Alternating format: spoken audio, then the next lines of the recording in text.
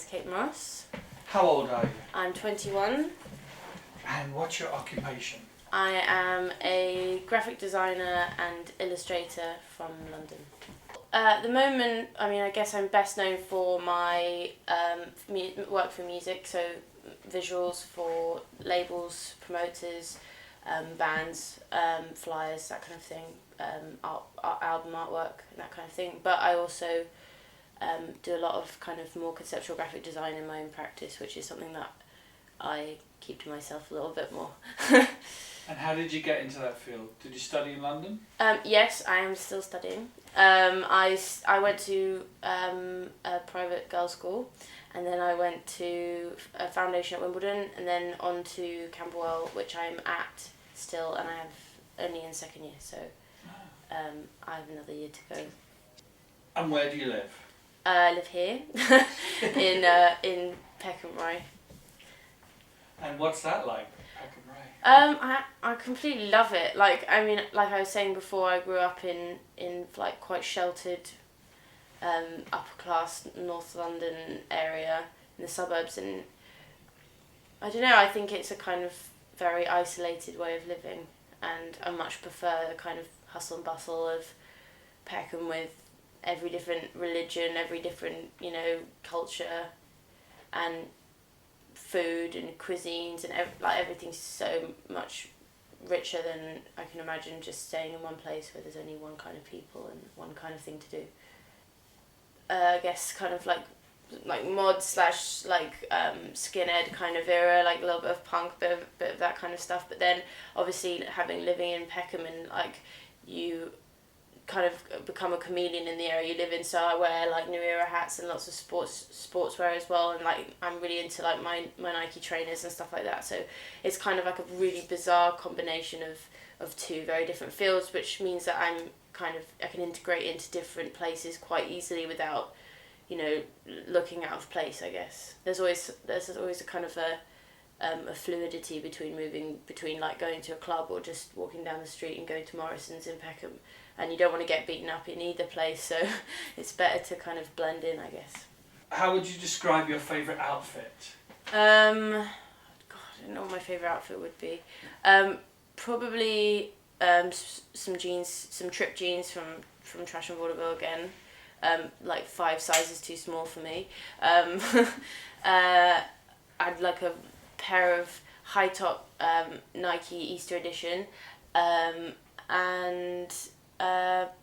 probably just a Fred Perry shirt and a pair of plain braces, something like that. Maybe it depends on my haircut. Maybe a hat, maybe not a hat, depending on the weather. What makes you happy?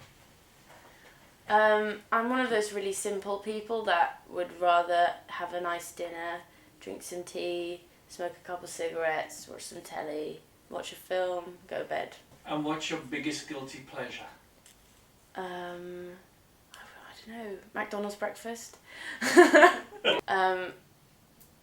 Anything that is aesthetically considered and also I'm a bit of a control freak, so I like things that I can control. So these 2 shirts were made for me by my friends at Concrete Hermit, and they make artists and illustrators work into merchandise, so they sell like books and t-shirts, so they made these for me, which are my designs. And they're on sale now. Yeah, they have them on their website, which is just concretehermit.com, and then they have a couple in some shops, like I think it's called Hooky or something, in Brick Lane, and in some bookshops in Glasgow and stuff like that, so all over the UK, but mostly online. And then these are some shirts that I've just got back from printers yesterday, which are for Punks Jump Up, which is they've got a new single out on Kitsune, and this was like some promotional t-shirts we made. These are those 2, which I'm really, really happy with.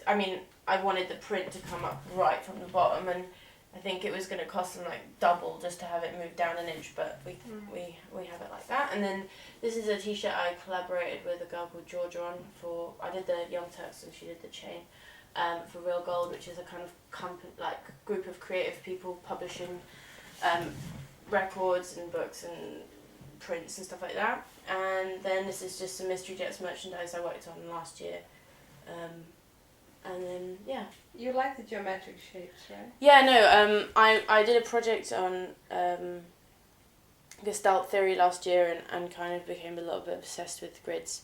And I also, when I was doing my A-levels, I did like DT, like resistant materials product design, and we always had to draw stuff on isometric grids, so I kind of brought them along with me into my graphics practice. We're all based on geometric grids, so it's something that I do a lot. It's kind of in contrast to my more fluid psych work, as my very like clean and hard geometric stuff.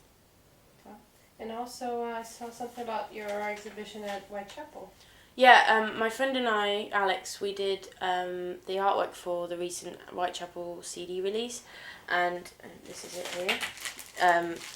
And after having done the artwork, they invited us on the launch night of the CD. We had a kind of one-off exhibition at the Whitechapel with our stuff, and we printed up some zines and posters and stuff. A lot of galleries, since they've introduced like night events, have invite people to come and exhibit who they wouldn't normally ask, which is really, really good. Well, I've just started a job as a creative director for a magazine, which is, you know, a dream come true, really. Well, art director, whichever you call it. So that's something that I've really, really wanted to do.